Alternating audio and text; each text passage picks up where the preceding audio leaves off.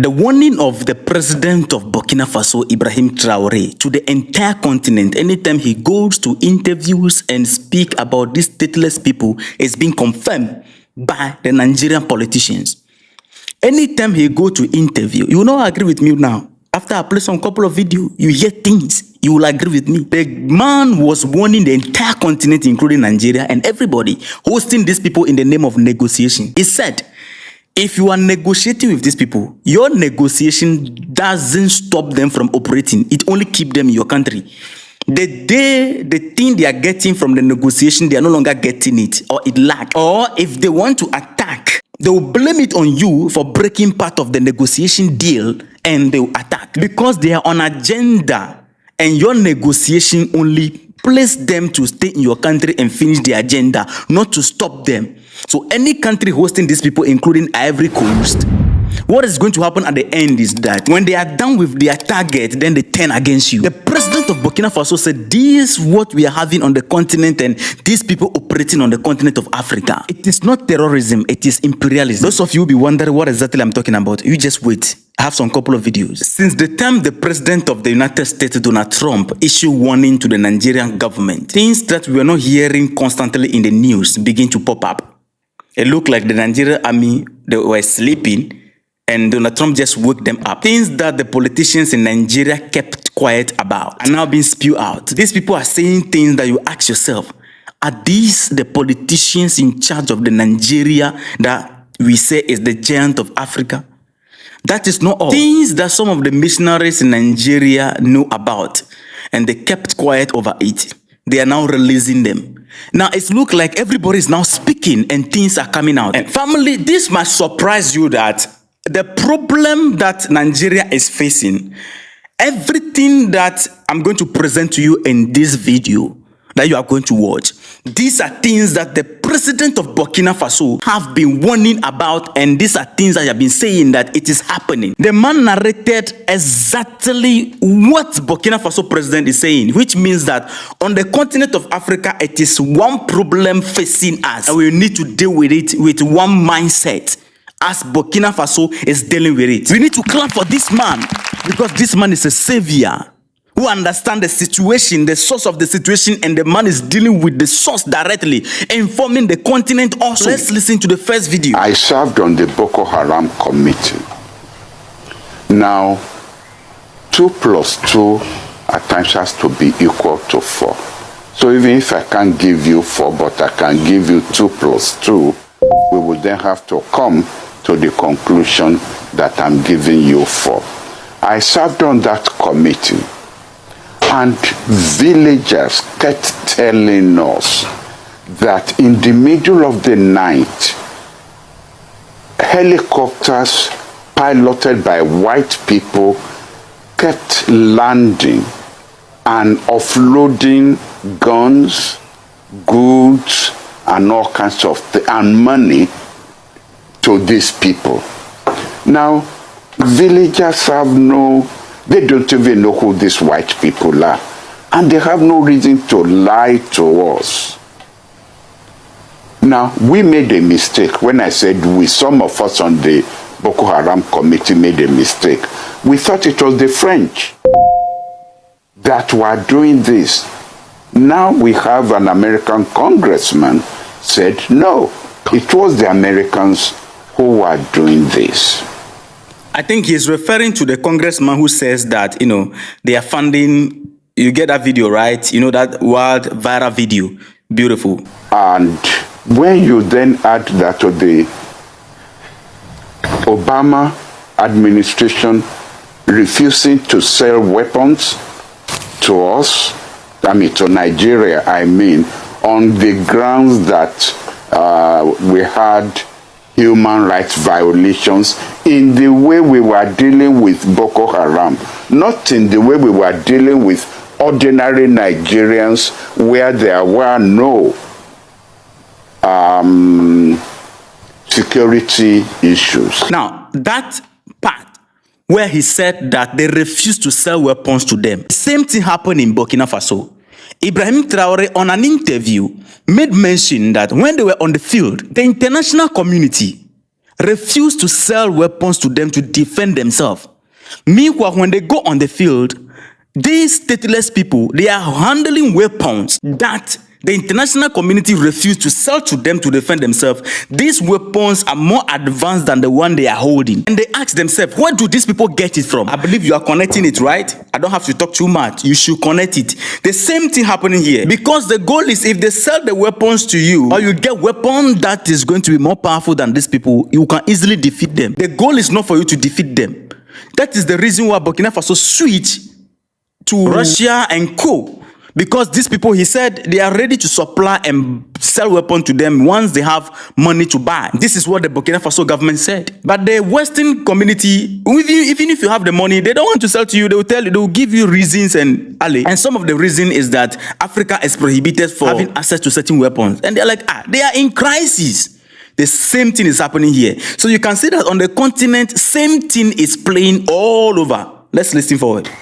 Then we got a plane that was going to go and buy weapons in South Africa.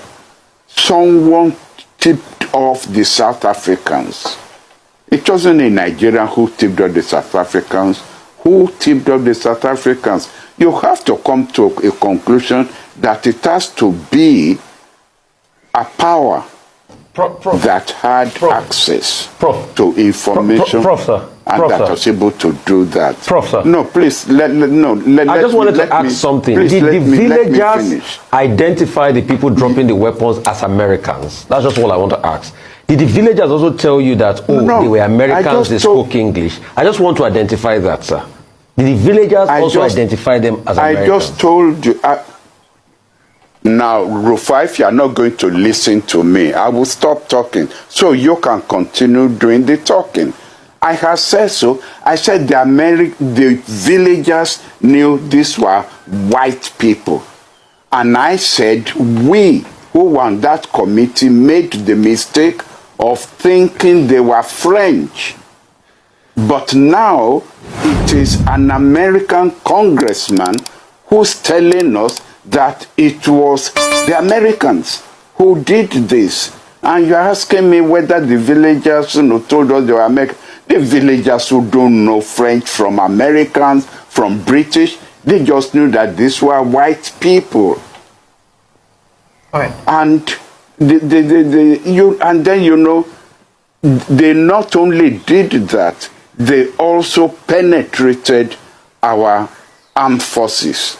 Because behind the scene, our boys will tell us that there were times when they will have Boko Haram people in the sight of their guns, and they will now ask their headquarters for permission to open fire, only for their superior officers to tell them to pull back and not open fire.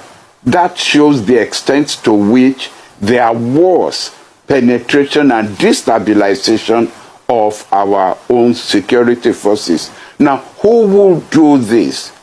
Who will destabilize our security forces? There were Nigerians also who were involved. And this is where I'm going to be careful. I'm not going to mention names. So, you see that statement he made, that sometimes the army told them that when they pursued these people, those of you who have been watching my video, I've said it countless times in regards to Burkina Faso. Ibrahim Traore made this same statement, that the reason why they overthrew the government is that they feel like the government is setting them up. They are on the field, their people are dying in the hand of these stateless people. Now, when they go forward and they are able to defeat these people, at the point where they have the chance to finish them off, then a call will come from sometime France to the government that they should leave the people. And they have to retreat. A call will just come to the government and the government to call them that they should retreat. The same statement this man right here is making regard to Nigeria. So it is the same situation we are facing on the continent of Africa. Same strategy is being used on the continent of Africa. What this man said in regard to selling of the weapon and they refuse to sell the weapons to them, how the army, sometimes when they get close to defeating these people, they will call them back. This same statement have been made by the president of Burkina Faso countless times. In his speech, when he fresh took office, he was saying these things, and I was interpreting some of them here. Those of you who watch my video countless times, I've been mentioning it in some of my videos.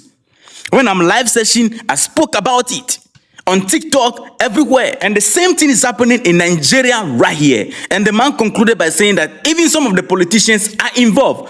Burkina Faso president also said it. That their people are conniving together with the international committee and they are setting them up. Which is the reason why they have to take power to run the thing themselves, because they can't keep dying for the greed of some people who are in power. This is a huge problem on the continent. So if you are calling the international community that come and help us, it makes us look stupid when we know the source of the problem and we are referring to the source of the problem to solve the problem. These are some of the reasons why Mali, Niger, Burkina Faso have to come together and say, look, let's settle our own problem.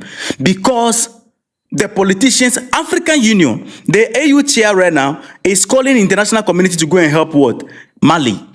He's trying to create, that vibe that Mali is under attack. They should go and help Mali. He knows the source of the problem. All of them, they know the source of the problem. But they always refer to the source of the problem to solve the problem. Hypocrisy all over the continent of Africa. African problem must be solved by Africans. The moment you detect where the problem is coming from, then you come together and solve it. You don't refer to the source of the problem to solve the problem. And on the continent, instead of us coming together and dealing with these people, you have some people calling that we should negotiate with them.